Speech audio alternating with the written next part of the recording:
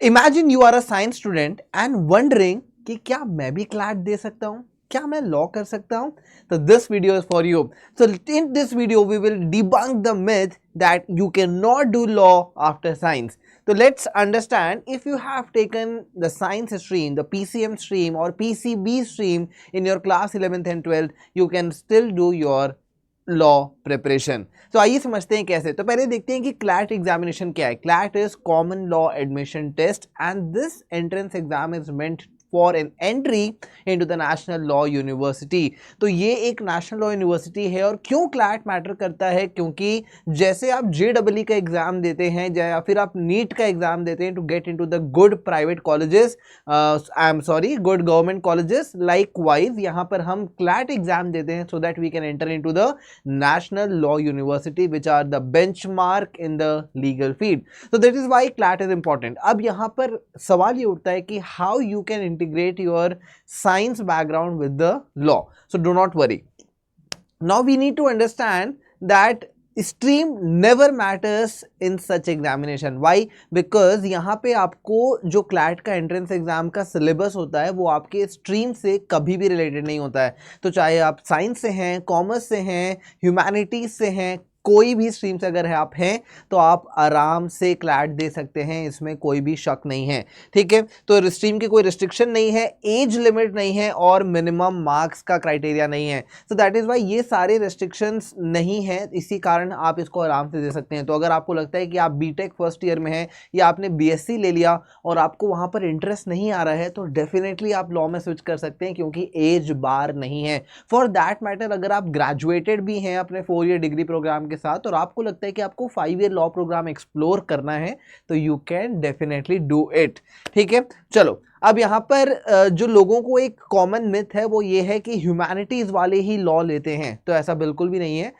ये सभी के लिए ओपन है. अब यहाँ पे स्पेसिफिकली अगर आप साइंस बैकग्राउंड से आते हैं तो बहुत अच्छा स्किल आपके पास होता है, दैट इज एनालिटिकल स्किल. तो जो बच्चे मैथ्स पढ़ रहे होते हैं, एडवांस मैथमेटिक्स पढ़ते हैं, फिजिक्स पढ़ते हैं, उनकी स्किल जो है एनालिटिकली बहुत बेटर हो चुकी रहती है. तो ये आपको फायदा मिलेगा. आपके पास प्रॉब्लम सॉल्विंग अप्रोच होगी जो कि लॉ में बहुत ज़्यादा काम आती है. साथ में आपके पास यूनिक पर्सपेक्टिव रहेगा क्योंकि आप चीज़ों को अलग अलग तरीके से सॉल्व करके देखते हो. ठीक है. तो ये एक कुछ स्पेसिफिक चीज़ें जिससे आप एक साइंस स्टूडेंट होने के नाते आप क्लैट में एक्सेल कर सकते हैं बहुत ही ज़्यादा आराम से. तो देखिए, ये कुछ एडवांटेजेस हैं जो आपको काम आएंगे अगर आप एक साइंस स्टूडेंट्स हैं. कैसे? आप अपनी स्ट्रेंथ को लेवरेज कर सकते हैं. जैसे मैंने आपको बताया कि आप एक साइंस स्टूडेंट हैं तो आपकी स्किल जो कि एनालिटिकली बहुत बेटर होगी as compare to other, because आपके डेली बेसिस पर आपको वो चीज़ें एक्सपीरियंस हो रही हैं. ठीक है. तो वो चीज़ जो प्रॉब्लम सॉल्विंग अप्रोच है वो आप यहाँ पर यूज़ करके अपने आप को बेटर बना सकते हैं. Second is focus on the weak area.